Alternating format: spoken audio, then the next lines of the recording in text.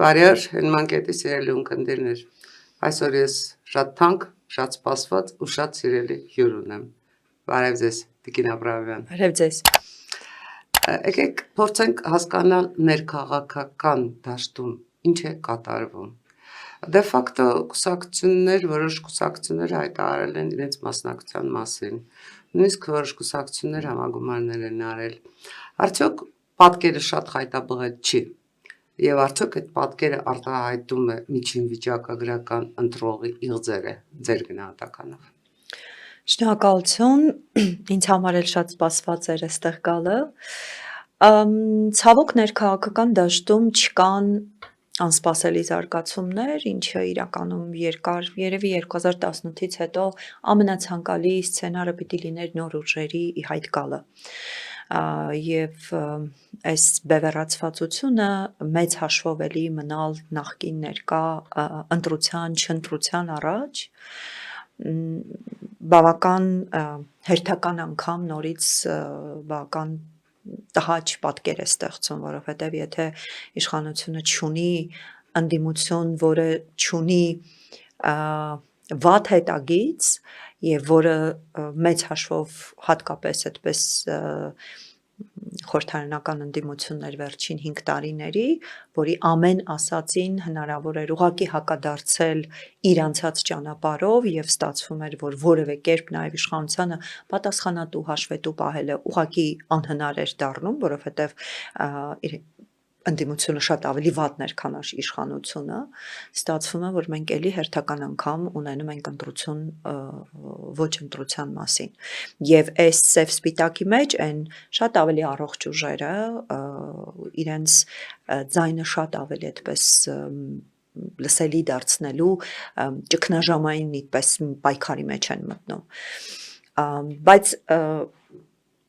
պիտի նաև շեշտեմ, որ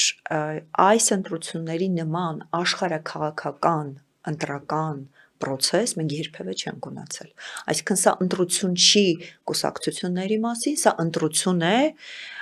վերադառնալ ռուսական ծիր, թե փորձել դուրս գալ իսկապես դառնալ պետություն աշխարհաքաղաքական տարբեր այլ կենտրոնների հետ համագործակցությամբ։ Դուք միանգամից մի քանի հարցեր կանխեցիք, որովհետև տեսեք, ձևական տրամաբանության տեսակետից մենք այո նոր ուժ ունենք, բայց հարց որքանով է այդ նոր ուժը նոր իրականում եւ որքանով է այդ նոր ուժը բերում որևէ գաղափար, կոնկրետ մեկ գաղափար, որովհետև բացի դաշտ նետված պոպուլիզմից գաղափար որպես այդպիսին, որը կարող էր ասենք նոր կուսակցության համար հենք լինել, գուցե ես սխալ եմ հասկացել կամ լավ չեմ տիրապետում ամբողջ նյութին, բայց ես չեմ տեսել։ Գիտեք, անգամ կարող է գաղափարել ներմուծեն, հա, այսինքն քանի որ այդպես ծրագիր գրելու, տարբեր ահռելի գումարներ ներդնելու, թե ծրագրերի, թե PR ակցիաների, թե այդպես կոմունիկացիոն տարբեր հնարքների եւ այլնի վրա, ի վերջո նաեւ այս վերջերս փաստերի ստուգման հարթակը Civilnet-ի բացահայտեց, թե որ կուսակցությունն է ամենաշատը սոցիալական ցանցերում ֆինանսական միջոցներ դնում գովազդների վրա, որովհետև քաղաքական գովազդը մետան շատ հստակ կարգավորում է եւ բաց են այդ տվյալները եւ պարզվեց, որ հենց Սամվել Կարապետյանի կուսակցությունը վերջին ահռելի վերջին միայն 2 ամիսների ընթացքում մոտավորապես 60,000-ի կարգի $60,000 չափ մոտավորապես միայն գովազդի վրա են ծախսել։ Պատկերացնում եք, չէ՞, ինչ ահռելի ջանք է ներդրվում։ Եվ այստեղ գաղափար ներմուծելու խնդիրը չէ, այստեղ միշտ պիտի հարցնենք իսկ ինչ նպատակ ունեն, որն են մոտիվացիան։ Ինձ համար որևէ մեկը ինձ չի կարող համոզել մարդ, որ վերջին առնվազն 25 տարիների ընթացքում քաղաքական պրոցեսներին մասնագիտական տեսանկյունից է նայել, որովհետև 1999 թվականից որպես լրագրող եմ ներգրաված եղել այս պրոցեսներին եւ շատ վաղուց նաեւ տեսել եմ նույն Սամվել Կարապետյանը, նույն Կարեն Կարապետյանը, ինչպիսի հռետորաբանությամբ են խոսել, ինչպիսի ընդհանրապես ինչ դիրքավորում են ունեցել քաղաքական տարբեր պրոցեսներին եւ ինձ համար շատ զարմանալի էր, որ Սամվել Կարապետյանը այս ընթացքում հայտարարություն արեց, հա, այսինքն նոր չէր, Արցախի Արցախյան պատերազմից հետո հայտարարություն չէր արել, չգիտեմ, 2023-ին Արցախի կորստից հետո որևէ հայտարարություն չէր արել, հանկարծ եկեղեցին դարձավ են հիմնական այդպես մոտիվացիան, որ ինքը գա եւ հայտարարություն անի, լինելով չափազանց զգուշավոր ներքաղաքական հարցերում, միշտ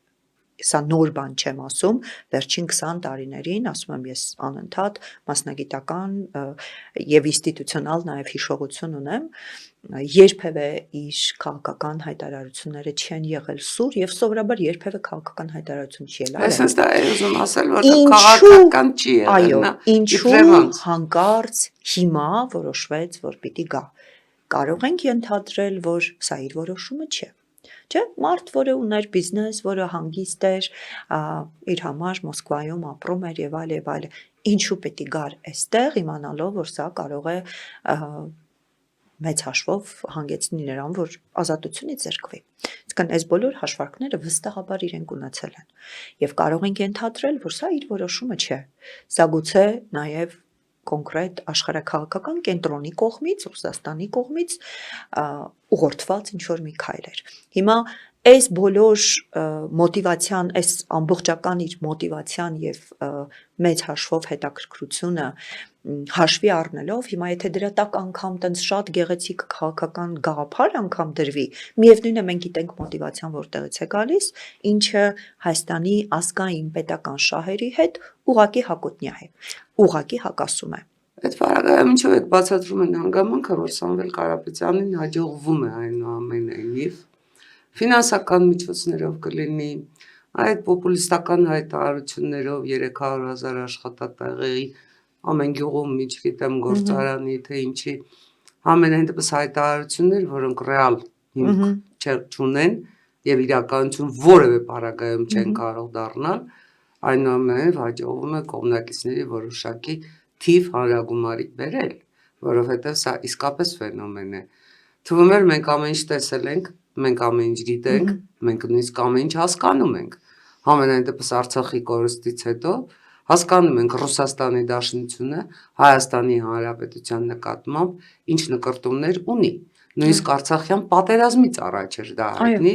չի բացառում, որ նաև Արցախյան պատերազմի բուն նպատակը Հայաստանի Հանրապետության ինքնիշխանության ոչնչացումն էր։ Եվ այդքանից հետո այնուամենայնիվ գտնվում են մարդիկ, որոնք գերադասում են հավատալ, որ այո, Ռուսաստանի Դաշնությունը Հայաստանի Հանրապետության համար կապահովի անվտանգություն, մի երկիր, որը մեր երկրի սահմանները չի ճանաչում, եւ Ռուսաստանի Դաշնությունը պետք է երաշխավոր լինի։ Այդ երաշխավոր բառը ինձ համար դարձել է ուղղակի, չգիտեմ, կարծես թե հիշում եք Հեմինգուեյի մահն է զանգը։ Այդ երաշխավորը կարծես թե դարձել է այդ Հեմինգուեյի նշած զանգը, որովհետեւ այդ զանգը համենայն դեպս այդ երաշխավորը գուժում է ինքնիշխանության մահը։ Արդյոք մենք դա չենք ընկալում։ Վերջին մի քանի ամիսներին, քանի որ չափից շատ այդպես բավական հաճախ տարբեր համայնքներում հանդիպումներ եմ ունենում, ես հասկանում եմ եւ ես տեսնում եմ, որ մարդիկ գոնե հասկանում են, որ երաշխավոր չէ Ռուսաստանը, բայց այստեղ ավելի վտանգավոր է այն կեղծ նարատիվը եւ կեղծ ուղերձը, որ վերջին առնվազն 3-4 տարիներին հնարավոր բոլոր հարթակներով եւ տարբեր մեթոդներով ուղղորդվում է, այստեղ այդ կեղծ նաեւ դիխոտոմիայի խնդիրն է, այսինքն կեղծ հակադրության մեջ է դրված, որ եթե Ռուսաստանը չէ, Թուրքիան է։ Այս երկընտրանքը, որը իրականում որևէ կերպ երկընտրանք չէ եւ այս կեղծ ուղերձը եւ գոյություն չունեցող երկընտրանք է մեծ հաշվով, շատ ուղղակի վախեցնում է, հա, այսինքն մեծ հաշվով այդպես պատմական վախի, մեր պատմական ցեղասպանության տրավմայի, որը բուժված չի, որը սպիացած չի նույնիսկ գուցե, բայց միևնույն է դա անընդհատ չեն էլ թողնում սպիանալ եւ դա անընդհատ այդ վախի վրա աշահարկելով, այդ հույզերը անընդհատ այդպես ակտիվ պահելով, սրա վրայա ամբողջ այդպես բանը, այսինքն մեր հասարակության մեծ մասը շատ լավ հասկանում է, որ Ռուսաստանի վրա այլևս հենվել չեք կարող, բայց ինչու են այնուամենայնիվ ավելի հակվում դեպի ռուսական կողմնորոշում, չնայած թվերը այնուամենայնիվ այդպես չեն, բայց գոնե ինչ որ չափով, եթե անցած տարվա տվյալներով առնվազն 60% հստակ ուղղորդված էր դեպի Եվրամիություն, հիմա կարծես մի քիչ դեպի գնացել են, ինչը նշանակում է ռուսական կեղծ այդպես նարատիվները եւ քարոզչությունը կարծես թե արդյունավետ է գործում։ Այսինքն սա է հիմնականում աշխատողը, այդ կեղծ գոյություն չունեցող հակադրությունը, որ եթե ոչ Ռուսաստան, ուրեմն Թուրքիան, որը երկու դար առնվազն մեր դեպքում իսկապես եղել է այն հիմնական գործիքը մեզ վախեցնելու, եթե ռուսը չկա, թուրքը մեզ կուտի եւ այլ եւ այլը։ Մինչդեռ ընտրությունը սրա մեջ չէ, ընտրությունը այս երկուսի մեջ չէ որևէ կերպ, եթե Ռուսաստանը չէ, մենք գոնե վերջին 2023 թվականից մենք տեսնում ենք, որ հնարավոր է այնուամենայնիվ եւ Եվրամիության հետ եւ ԱՄՆ-ի հետ որոշակի ռազմավարական համագործակցության եզրեր գտնել եւ արդեն իսկ նաեւ ԱՄՆ-ի հետ այդ ոչ միայն եզր է, այլ նաեւ բավական գործուն եւ այդպես միսուարյուն ստացող process է, որի մասով կարծում եմ մենք ուղղակի նաև գուցե ռազմավարական հաղորդակցման խնդիր ունենք, հա, այսինքն այն քարոզչությունը, որ իրենք հաճախ մարդիկ լսում են ռուսական կողմից, շատ ավելի գուցե ազդեցիկ է, քան շատ ավելի ռացիոնալ, բայց ոչ այդպես տեղ հասնող ռազմավարական հաղորդակցումը էֆեկտիվությամբ։ Ինչու նաև, ինչու է այդ քարոզչությունը ազդեցիկ, որովհետև այդ քարոզչությունը հենվում է մանիպուլյացիաների, այդ քարոզչությունը հենվում է կեղծ, պատճառահետևանքային ինչ-որ շղթաների վրա, ինչը հաղորդակցման հմտությունների տեսանկյունից սովորաբար դավադրապաշտական այդպես բաները միշտ ավելի ազդեցիկ են լինում, քան եթե դու ասում ես քան եթե դու տեսնես իրականությունը, որովհետև տեսեք, Ռուսաստանի Դաշնությունը իր պայմանագրային պարտավորությունները որևէ պարագայում ոչ հայ-ռուսական հարաբերությունների, ոչ Հայաստան-հապկ հարաբերությունների պարագայում չկատարեց, բայց Հայաստանի Հանրապետություն եկան եվրադիտորդները եւ ագրեսիաները կանխվեցին։ Այո։ Դա մեկ, երկրորդը։ Եվ ընդ որում հենց այդ մարզերում դա շատ հստակ տեսնում են։ Ինչու այդ պարագայում չեն հասկանում, որ շատ լավ Ռուսաստանը հեռանում է, Ռուսաստանը դե ֆակտո ինքնակամ է հեռացել արդեն իսկ իր սխալ քայլերի հետևանքով, բայց այստեղ գալիս է ոչ թե Թուրքիան, գալիս է Եվրամիությունը եւ ամենայն դեպս անցած տարվա օգոստոսի 8-ից հետո շատ հստակ է, որ այստեղ եկել է Ամերիկայի Միացյալ Նահանգները, այդ պարագայում ինչ Թուրքիա, այսինքն այստեղ մենք իսկապես միանգամայն ես հետ համաձայն եմ, դուրք ենք տալիս Ռուսաստանից մեզ պարտադրվող հիբրիդային պատերազմի այդ նարատիվներին, շատ հստակ ձևակերպված բանաձևերին, որոնք գրվում են Կրեմլում եւ գործում են այստեղ։ Ռուսը հեռանա, թուրքը մեզ կուտի, թիվ 1 եւ երկրորդը այն նրանք հեռու են, ռուսները մոտիկ են։ Բայց թե որքան է այդ ռուսների մոտիկությունը անվտանգության աղբյուր, ես կարծում եմ միանգամայն հակառակ, որովհետև տեսեք, անգամ թրիպի, երբ խոսքը վերաբերում էր թրիպի կառուցմանը, Ռուսաստանից մեզ պարբերաբար սկսեցին հիշեցնել ովքեր են կանգնած մեր սահմաններին, որ Հայաստանի Հանրապետությունը ԵԱՏՄ անդամ է, եւ որ չի կարող Հայաստանի Հանրապետությունում այն երկաթուղին, որը ռուսական կոնցեսիոն կառավարման է հանձնված, թրիպի մաս դառնալ, այսինքն դե ֆակտո մեզ բերում են այն բոլոր հակահայկական նարատիվները, որոնք ժամանակին Ռոբերտ Քոչարյանի հետագայում նաև Սերժ Սարգսյանի, եթե հիշենք Մաքսային միություն հետագայում ԵԱՏՄ մտնելը, մեզ պարտադրվել է, մեզ անվերջ պարտադրվել է, մենք անվերջ 1990 թվականի օկտեմբերի 27-ից հետո նահանջել ենք ինքնիշխանությունից եւ մեր այս բոլոր հիբրիդային պատերազմի գրոհների տակ ենք հայտնվել, երբ փորձել ենք վերադառնալ ինքնիշխանության, երբ փորձել ենք ինքնուրույն արտաքին ու ներքին քաղաքականություն վարել։ Եվ ինչն է բարդ հասկանալու ի վերջո, չգիտեմ, ես որևէ մեկին չեմ ուզում վիրավորել բացարձակապես Քավլեցի, բայց ինչն է բարդ հասկանալու այս ամեն ինչը պատճառահետևանքային այ ձեր ասած այդ շղթան տեսնելու դուրս գալու այդ դուալիզմից եւ պարզ ընկալելու, որ Հայաստանի Հանրապետությունը Ռուսաստանի հետ այլևս երբևէ նախկին հարաբերությունները չի ունենալու, միանշանակ չի ունենալու եւ դրա պատճառը մեղավորը նախաձեռնողը Ռուսաստանի վարած քաղաքականությունն է, Ռուսաստանի վերաբերմունքն է եւ 2026-ին Ռուսաստանի նպատակը այստեղ իշխանափոխությունն է ու բոլոր նրանք, ովքեր համաձայն են դրա հետ, դեմ են Հայաստանի Հանրապետության ինքնիշխանությանը։ Ախր այստեղ բարդ Այստեղ իրականում շատ բարդ շղթաներ չկան։ Բոլորովին, բայց այստեղ կա մի շատ կարևոր մի բան։ Էլի քարոզչության մասին պիտի խոսեմ, իսկ քարոզչության հաղորդակցման մեթոդները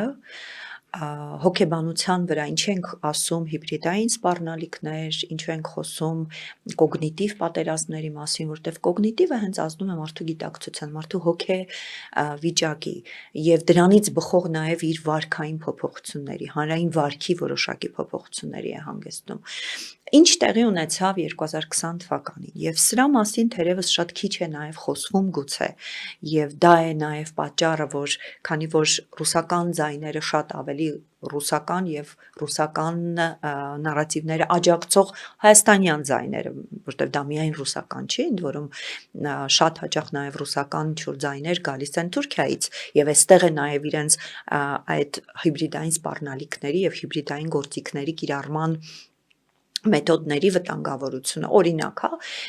ինչու բոլորովին պատահական չի որ մզկիթների կառուցման այդպես նյութը եկավ Թուրքիայից միանգամից մեր մեջ տենց հիստերիա առաջացավ որտեղ դա մեր ինքնության ամենակարևոր թերևս տարերից մեկն է եւ որևէ կերպ դա իսկապես ընդունելի չէր կարող լինել եւ հետո պարզվում է որ այդ թուրքական թերթը եւ այդ թուրք լրագրողը շատ կոնկրետ կապեր ունի ռուսական հատուկ ծառայությունների հետ Պուտինից մրցանակ է ստանում եւ այլ այսինքն ակնհայտ է որ այստեղ ոչ թե ռուսական է եւ ոչ թե ռուսական այդպես քարոզչության ուղիղ գործիքով է կիրառվում այլ գնում է թուրքական որպեսի ել ավելի ազդեցիկ լինի հիմա 2020 թվականը որպեսի մենք ավելի լավ հասկանանք ինչ տեղի ունեցավ Արցախյան պատերազմի միջոցով այստեղ Ռուսաստանը մի քանի նապաստակ փորձեց սպանել ընդ որում այստեղ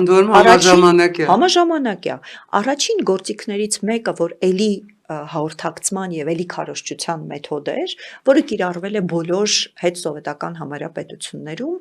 դա այն պետություններում հատկապես որտեղ ժողովրդավարական որոշակի process-ներ եղան։ Եվ ուղերձը մեկն էր՝ դու ուզում ես ժողովրդավարություն, դու ստանում ես պատերազմ։ Սա վախեցնելու եւ մարդկանց իսկապես վախի մթնոլորտում պահելու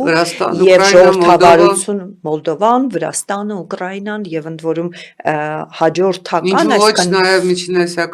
Միջինասիական պետությունը Ղրղստանում անընդհատ բարբերական Ղազախստանում բարբերական այո այսինքն Վրաստանում 2008-ին տեղի ունեցավ պատերազմը դրան նախորդել էր 2003-ի 4-ի իրենց հեղափոխությունը եւ երբ որ արդեն հասկացան որ չէ ժողովրդավարությունը կարծես դարձնում են շատ այդպես անշրջելի ինչ որ գործընթաց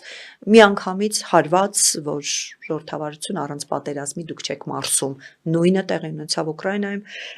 ներողություն 2014 թվականին Մայդանից հետո եւ այլ նույնը մեզ մոտ էր բայց սա իհարկե միակ պատճառը չէր հասկանալի էր սա մի ուղղությունն էր որ մարդկանց հասարակությանը ասի որ այդ ժողովրդավարությունը սուտ բանա մոռացեք դուք իմ լծակից են կողմ եւ իմ լուծից դավանեք ռուսական ժողովրդավարություն այո դուք ին ձերքի տակից տեղ չեք գնալու ոնց որ Լուկաշենկոն շատ բաց ասեց գոդավիդենիցիս տեղ չունեք գնալու մեծ հաշվով եւ այլն երկրորդ պատճառը թե ինչու արվեց այդ պատերազմը ինչու այսպես մեր դեմ հրահրվեց եւ ինչպես ի հակադրություն երկրորդ նախագահ Ռոբերտ Քոչարյանի, որը բաց ուղակի ասում է, թե Հայաստանն է հրահրել պատերազմ, որը ուղակի Հայաստանի դեմ այդպես գործողություն է, որովհետև պատերազմ հրահրելը հանցագործություն է միջազգային։ Որն էր մյուս պատճառը եւ 2020-21 թվականներին ես դրա մասին խոսում էին, որում խոսում եմ միջազգային տարբեր հարթակներում, Եվրամիության գործընկերների հետ ինձ մի տեսակ sense անլուրջ էին դիտարկում, երբ ես ասում էի, որ Արցախում պատերազմը Ուկրաինայի պատերազմի նախապատրաստական փուլն էր։ Ինչու, որովհետեւ շատ լավ Ռուսաստանը գիտեր, որ Ուկրաինայի վրա հարձակվելու է։ Այսինքն նախապատրաստական որոշակի ինչ-որ գործընթաց էր անում։ Շատ լավ հասկանում էր, որ այդ հարձակվելուց հետո սանկցիաներ են կիրառվում։ Եվրոպայի հետ գործունեության ճանապարհ։ Որևէ ճանապարհ պիտի տարածաշրջանում ունենար այդ սանկցիաներից դուրս գալու, ինչպես գազը վաճառում էր Ադրբեջանի միջոցով հիմա, ինչպես նաև մնացած իր հիմնական այդպես արտահանման ապրանքները անում է Թուրքիայի միջոցով, այս երկու պետություններին Ադրբեջանին, Թուրքիային ինչպես պիտի ներգրավեր իր դաշնակցային, այսպես ասած, դաշտ։ Ում գնով, ով այդ գինը պիտի վճարեր։ Մենք վճարեցինք Արցախով։ Այսինքն այստեղ այնքան հստակ էր սցենարը եւ այնքան արդեն բաց էին դրա մասին խոսում, բայց քարոզչությունը ինչ էր ասում։ Մենք ձեզ չեկանք օգնելու, որովհետեւ դուք պրոեվրոպական եք ներողություն եւ ամոթ եւ նաեւ մեղավորություն այս իշխանության մինչեւ 2022 թվականը առնվազն 22 թվականը իշխանության որևէ գործողություն հակառուսական չի եղել։ Իշխանությունն ինքն էլ է հիմա դա արդեն ընդունում։ Այո, այսինքն Պրահայից առաջ արվում էր ամեն ինչ, այդ թվում հապկի մեխանիզմներ աշխատացնելով, ուղարկելով հապկի ուժեր Ղազախստան եւ այլ, այսինքն որևէ գործողություն, որ Սիրիան առաջինը, որովհետեւ 2018-ի օգոստոսը այն առաջին քայլն էր, որ ցույց տվի բան, որ դրան նախորդած 6-7 տարիների ընթացքում Սերժ Սարգսյանը չէր անում։ Այո, ես այն ժամանակ պատգամավոր էի եւ երբ մեզ ասում էին դուք հակառուսական եք եւ այն ասում են ժողովուրդ մենք Սիրիա զորք ենք ուղարկել մի բան, որ որևէ կերպ դրանից առաջ չէր արվում, բայց արեցինք, որ Ռուսաստանին ցույց տրվի, գիտեք, որ մեր լոյալությունը, այո, օգնեց դա ոչ, եւ այն պնդումները հիմա, որ եթե գա լավ բանակցող Ռուսաստանի հետ եւ այլ, ես անդադ ասում եմ, որ եթե մենք ազգովի ընկնենք Պուտինի ոտքերը, իր շահը միևնույն է, չի համընկնում մեր շահերի հետ, մեր պետական շահերի հետ եւ որևէ կերպ դա չի փոխելու։ Այնպես որ ավելի լավ է մենք գտնենք իսկապես մեր գլխի ճարը եւ համագործակցենք այլ պետությունների հետ եւ այս դեպքում իսկապես Ռուսաստանի հետ կունենանք գործընկերային հարաբերություն, ոչ մեկ չի ասում փակեք դռները եւ վերջ եւ չենք էլ կարող դա անել, այո, բայց այստեղ պիտի իսկապես արժանապատիվ հարաբերություններ կառուցել եւ դա հնարավոր է կառուցել, դա հնարավոր չէ կառուցել պրոռուսական կամ ռուսական փողեր եւ օլիգարխիա համարվող օրինակ Սամվել Կարապետյանով կամ ինչ որ քիմիաներ ունեցող Ռոբերտ Քոչարյանով դա ուղղակի հնարավոր չի կառուցել, որովհետեւ իրենք արդեն իսկ այլ հարաբերությունների մեջ են եւ այդպես ավելի ոչ գործընկերային հարաբերություններ են այդտեղ ենթակա եւ գործատու հարաբերություններ են իրենց միջև, որը փոխել ուղղակի հնարավոր չի, որը պրոյեկտվելու է արդեն պետություն հարաբերություններում։ Տեսեք դուք հրաշալի բնորոշեցիք ենթակա եւ գործատու, որովհետեւ իրականում հենց ամբողջ հարաբերությունները թե Ռոբերտ Քոչարյանի, թե Սերժ Սարգսյանի օրոք այդպես է եղել։ Եվ Ռոբերտ Քոչարյանից հետո անցած այդ ամբողջ ժամանակա ընթացքում մենք ինչ չենք ունեցել, մենք չենք ունեցել սեփական բանակը զարգացնելու հնարավորություն, որովհետև համարվում էր անվտանգության երաշխավորը Ռուսաստանն է, Արցախի հարցը լուծված է, մենք ունենք ստատուս քվոն հավիտենական է, մենք չգիտես ինչի չէինք տեսնում, որ Ադրբեջանը այն այդ ստատուս քվոն վաղուց եւ շատ կոպիտ խախտել է։ Այո, եւ Ռուսաստանին էլ այդ ստատուս քվոն այլևս պետք չի։ Դա մեզ համար բիզնես է, ռուսները բիզնես էին անում, մենք ոչինչ չէինք նկատում։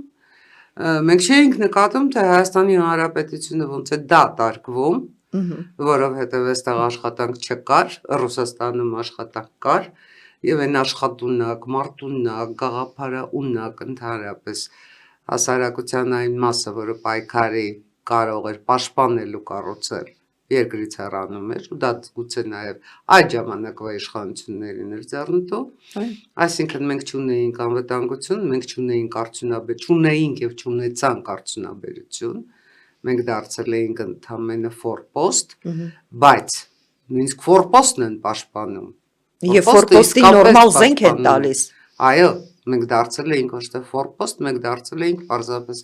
կարծեմ Նիկոլայ առաջինն էր, եթե հիշողությունս չի դավաճանում, որ ասում էր մեզ Հայաստանը պետք է առանց հայերի։ Նույն կարգավիճակն էր։ Եվ 2018-ին էլ հեղափոխության օրերին Նիկոլ Փաշինյանը 5 րոպեն մեկ դերևս ասում էր ռևերս չի լինելու։ Արտաքին քաղաքականության մեջ ռևերս չի լինելու, ռևերս չի լինելու, ռևերս չի լինելու։ Այնուամենայնիվ ռևերսի գնացինք, բայց գնացինք կորուստների, ահա, ռևերսի գնացինք կորուստներից հետո, ռևերսի գնացինք այն պահին, երբ արդեն վտանգի տակ դրվեց Հայաստանի Հանրապետության երբ արդեն իսկապես էլ այլևս որևէ այլ ընտրանք չկար, այսինքն կամ կորցնում էինք նաև Հայաստանը, կամ փորձում էինք որևէ կերպ այլ ընտրանքներ գտնել, որովհետև արդեն այդ գտնելու ճանապարհը վերջին ճանապարհն էր, կստացվեր, չէ, միևնույն է, այդպես կորցնելու էինք, սա իրականում են իսկապես ողբերգական մենք ճանապարհով այստեղ հասանք, բայց գուցե որովհետև այս են մտայնություններ, որը նաև այո իշխանության մեջ է եղել 2018-ին, որ եթե մենք շատ բավարար խոնարհվենք ռուսական մեծ ուժերի առաջ, մեզ ավելի այո ցույց տանք, որ մենք հավատարիմ ենք, ցույց տանք, որ մենք ռևերսներ չենք անում եւ վեկտոր չենք փոխում, մեզ չեն պատժի։ Չէ, ամեն պետություն ունի իր հետաքրքրությունները եւ իր պետական շահերը։ Ռուսական պետական շահը այլևս չէր կարող սպասարկել ստատուս քվոն եւ դա չէր կարող սպասարկել ու դա ակնհայտ էր ու ես հիմա անընդհատ որ հետ եմ նայում ժամանակին են ժամանակ գրված վերլուծությունները հոդվածները տեսնում եմ որ Սիրիայի պատերազմից արդեն 2011-ից բայց 14-ը շատ ակնհայտ սկսեց Երևալ հատկապես 2014-ին երբ որ արդեն Ուկրաինայում նաեւ պատերազմը սկսվեց ուղղակի եւ այդ ժամանակահատվածում հիմա ցանկացած մեկը որ ուղղակի գտնել այդ ժամանակ թե ինչ էր մեր սահմաններին կատարվում, բավական շատ դիվերսիաներ էին, այսինքն ակնհայտ էր, որ մենք գնում ենք դեպի ապրիլյան պատերազմ եւ որին էլ արդեն հաջորդեց այս անխուսափել էր նաեւ ցավոք 2020, այսինքն այս մտայնությունից մենք կարծես թե վերջապես դուրս ենք եկել, բայց հասարակությունը շարունակաբար դեռ այս քարոզչությունը, որ այ բավարար լավ բանա, ուժեղ բանակցող չկա, ես անընդհատ ուղղակի ուզում եմ հիշեցնել մեր հասարակությանը, որ այդ ուժեղ ղեկավարները ի վերջո վերահսկելու են իրենց, մինչդեռ ղեկավարությանը մենք պիտի վերահսկենք մեր հասարակությունը, այդ դեռևս այդ նաև ընկալումների փոփոխությունը չի իր մեջ վերապրել կամ վերափոխել, որ պետական պաշտոնյան իր աշխատողն է, պետական պաշտոնյան իր վարձած ծառայողն է, որին պետք է վերահսկել եւ այդ ուժեղ այսպես եւ այդ մասկուլին կերպարը քաղաքական գործիչ որպես որը նաև ներկայացվում է այդպես ոին եւ Պուտինին նաև ընկեր եւ այլը սա մեր պետության ուղղակի կործանումը կլինի ել չեմ ասում հասարակության որ այստեղ նաև այդ քարոզչությունը շատ աշխատում է երիտասարդների համար որովհետեւ իրենք չեն տեսել մարտի 1 իրենք չեն տեսել հոկտեմբերի 27 իր բոլոր հետևանքներով իրենք չեն պատկերացնում որ օրինակ իրենք կարող են մեկ րոպե առանց իրենց սոցիալական ցանցերի ապրել, բայց ուղղակի պետք է խորհուրդ տալ մեր երիտասարդներին նայեն թե ինչ է կատարվում Ռուսաստանին եւ պատկերացնեն թե ինչ կլինի այստեղ եթե Ռուսաստանի այդպես պրոտեժեն գա Հայաստան։ Եվ սա միայն Սամվել Կարապետյանին չի վերաբերում, սա նաեւ Ռոբերտ Քոչարյանին եւ ընդհանրապես ասում եմ, սա աշխարհաքաղաքական որոշում է։ Մենք գնում ենք դեպի արևմուտք, մենք գնում ենք դեպի քաղաքակրթություն, մենք գնում ենք դեպի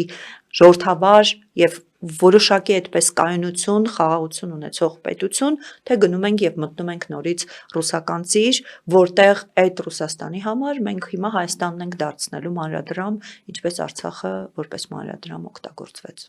Ինչպես հիմա Վրաստանն է։ Այո։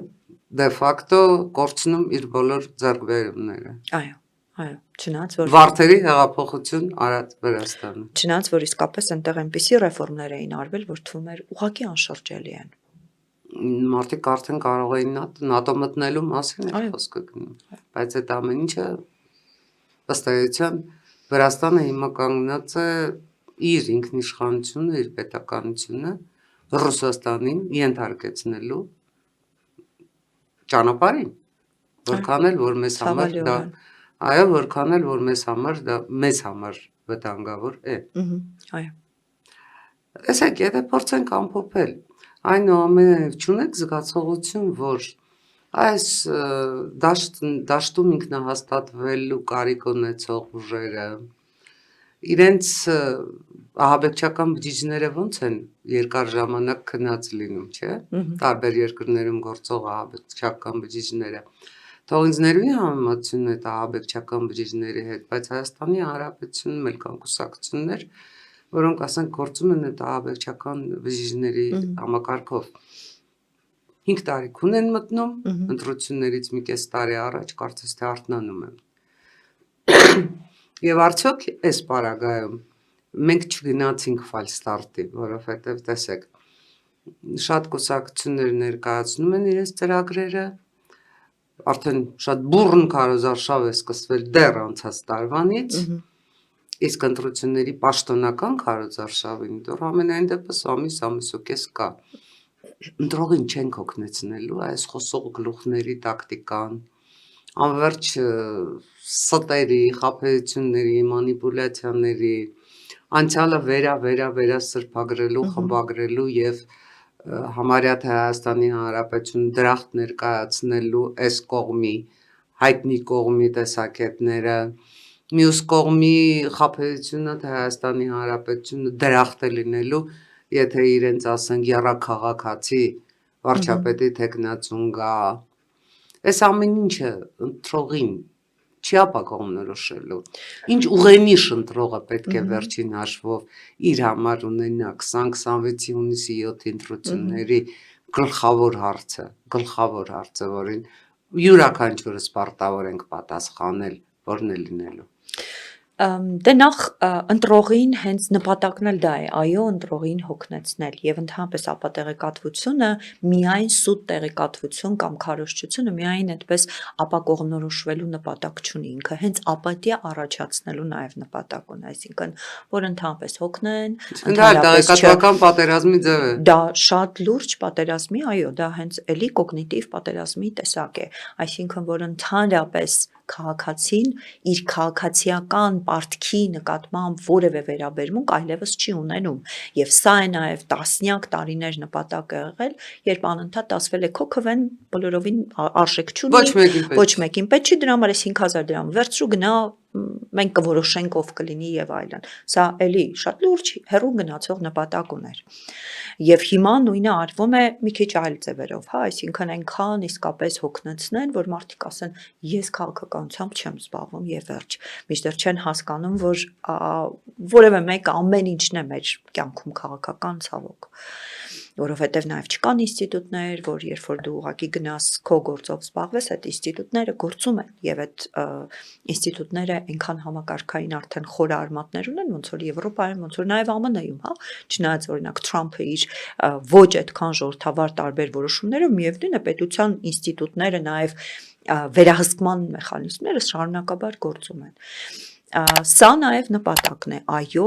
եւ ինչու է օրինակ նույն ընդդիմադիր կողմի համար, ինչու է սա նաև նպատակ, որպեսզի նաև մասնակցությունը ցածր լինի, որպեսզի նաև ընտրությունների լեգիտիմությունը ընդհանրապես կասկածի տակ դնեն։ Այսինքն սա եւս մի ուրիշ ուղղություն է, ելի ապա լեգիտիմացնելու, ուղղակի անիմաստ դարձնելու ընտրական ինստիտուտը, որովհետև սրանով նաև հարված է ընդհանրապես ժողովրդավարական գաղափարախոսությանը, որովհետև էլի մեկ հավելյալ հնարավորություն է ասելու է դե ժողովրդավարությունը ընդհանրապես էլի ձեզ պետք չի, եկեք մենք որոշենք միացած ուժեղ մեկին դնենք, որովհետև վերջին մի քանի ամիսներին հենց այդ ուղերձն էլ տրվում էր, ինչի սпасել ընտրություններին, եկեք հիմա impeachment անենք, չէ, որովհետև հասկանում են, որ ընտրական process-ը շատ անկանխատեսելի է։ Ավելի լավ է այդ ընտրություններից դուրս ինչ որ մի բան անեն, որոշեն փողոցում եւ այլ եւ այլը։ ուղենիշը մեր հասարակության համար, ընտրողի համար, ես կարծում եմ նորից վերադառնանք մեր խոսակցության ամենասկզբին, որ սա աշխարհաքաղաքական ընտրություն է։ Այսինքն իսկապես կամ մենք պիտի որոշում կայացնենք եւ ես երևի թե այդ ուղենիշը պիտի տամ, որ չընտրեն այն կուսակցություններին, որոնք որևէ կերպ քարոզ են անում կամ առավելապես հակված են դեպի Ռուսաստան ոչ գործընկերային չնայած իրենք կարող են ասել գործընկերային, դաշնակցային, վերականգնենք դաշնակցային հարաբերությունները, բայց նաև պիտի մեր ընտրողը հասկանա, որ Չինաստանը է ասում։ Այո, Չինաստան, բայց այդ ուղղությունն է դեպի։ Մենք ընտրողին պիտի հուշենք, որ կամ գոնե ես այդ ուղենիշն եմ տալիս իմ գոնե այն մարդկանց, ովքեր ինձ իմ կարծիքը հարցնում են, որ այո, մեզ համար սա ուղղակի գոյատևման էքզիստենցիալ որոշում է, հա, որովհետև վերադարձ դեպի ռուսական ծիր նշանակում է Հայաստանի Հանրապետության չգոյություն, գոնե ինքնիշխան որպես պետություն, իսկ կան կուսակցություններ, որ այդ մասով ընդհանրապես անգամ բանել չեն էլ թաքցնում, մի տեսակ այդպես չեն էլ քողարկում, շատ ուղիղ են ասում։ Սա պիտի լինի թերևս այն հիմնական ուղենիշը, ինչպես ինչ ընտրություն կատարելու, սա աշխարհաքաղաքական ընտրություն է եւ այս մասով այլընտրանք քան դեպի Եվրամիություն եւ ԱՄՆ գնալը ուղղակի Հայաստանը չունի։ Շնորհակալ եմ, անցնենք բլիցին։ Այո։ Ինչից եք ամենից շատ վախենում։ Ամենից շատ վախենում եմ պատերազմից։ Ինչ կարծնեիք, եթե հանդիպեիք Հոմերոսին։ Չգիտեմ։ Կուզեի, որ Ոդիսականը մի քիչ այլ կերպ ունենար եւ ավարտվեր եւ Ոդիսականը նորից չկրկնվեր տարբեր ձևերով, հա, մենք հիմա նորից էլի ինչ որ Ոդիսականի մեջ ենք,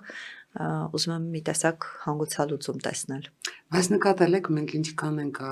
հին հունական դիցաբանությանը մեր կյանքում հանդիպում։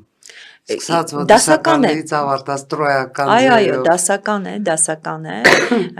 եւ ես վերջերս էլի, չնայած դա այդքան էլ հունական չի, բայց ես էլի վերջերս տեսել էի, երբ որ մեր հասարակության տարբեր կարծիքներ, հատկապես երբ որ հանրային կարծիքն են հարցնում, եւ ես տեսնում եմ այնտեղ, որ շատ առումներով մարդիկ ուղղակի ազնիվ չեն,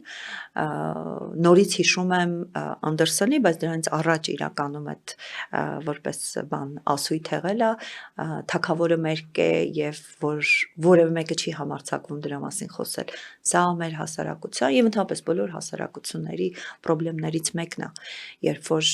էլի այդ ընկալումը չկա, որ իշխանությունը իր ծառայողն է եւ այդ իշխանության ինքը պիտի հաշվետու պահի եւ պիտի ասի, որ մեր կա։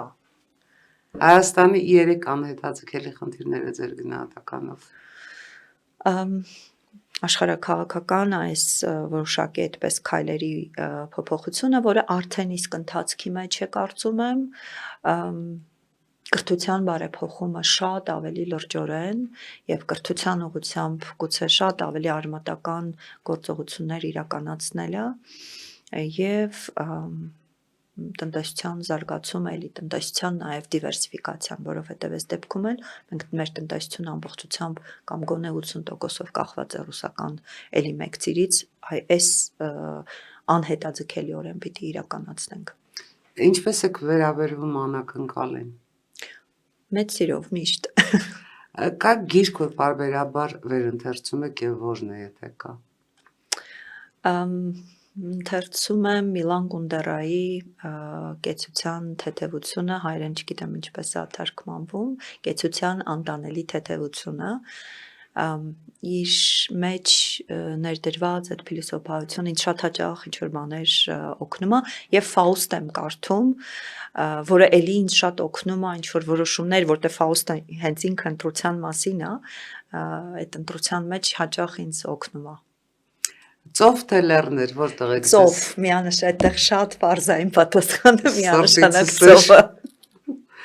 Ձեր հարցը ինձ։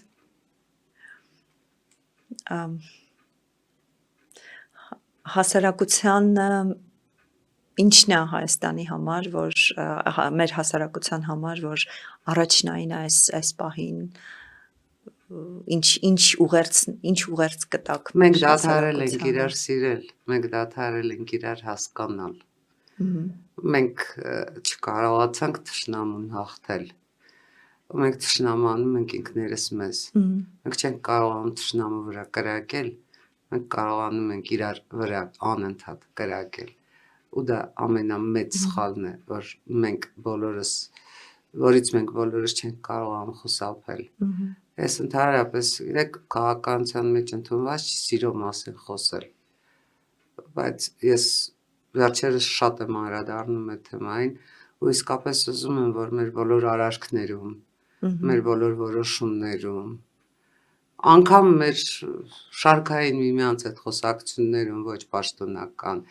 այդ սերը դնենք, որտեղ մենք բոլորս էլ հասկացված լինելու, ընկալված լինելու, գնահատված լինելու, արժևորված լինելու, կարևորված լինելու կարիք ունենք, դա շատ մարդկային է։ Այո, եւ շատ բնական։ Շատ մարդկային է, իսկ մենք դա կարող ենք անել ու չենք անում։ Մենք չենք ասում մարդուն, որ իրեն սիրում ենք, իրեն գնահատում ենք, հասկացանք իրեն, պարզապես իրեն հասկացանք, ու որ ինքը մեզ համար շատ կարևոր է։ Ու քանի մենք դա դադարել ենք միմյանց ասել, մենք դա չենք ասում մեր հայրենիքին։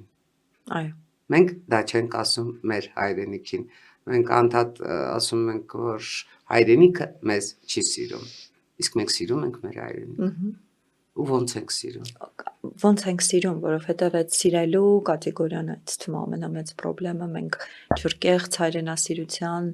մեջ ենք, պաթետիկ հայրենասիրության մեջ ենք եղել երևի տարիներ շարունակ, 30-ից ավելի տարիներ, եւ մենք իսկապես նոր կոնցեպտ ունենալու եւ սիրելու եւ այդ սերը այլ դրսևորումներով, գործով դրսևորելու կարիք ունենք մեծապես։ Իսկապես շատ կարևոր բանի մասին ասացիք, սիրելու եւ միմյանց հարգելու, որովհետեւ մենք իրար ավելի շատ ենք խփել։ Լեոն շատ հետաքրքիր մի բան ուներ, չէ, ներողություն, Լեռ Կամսարը, որ ասում էր այն ատելությունը, որ մեր կուսակցությունները, այն ժամանակվա կուսակցությունները հնչակ ռմկավար դաշնակ միմյանց ունեն այդ ատելությունը, եթե այդ ատելությունը գեներացվեր թշնամու դեմ, մենք ուղղակի միշտ հաղթած կլինեինք, բայց ու դարեր շարունակ այդպես եղել, ցավալիորեն։ Շնորհակալ եմ, շատ շնորհակալ եմ։ Շատ շնորհակալ եմ։ Սիրելի ունկնդիրներ,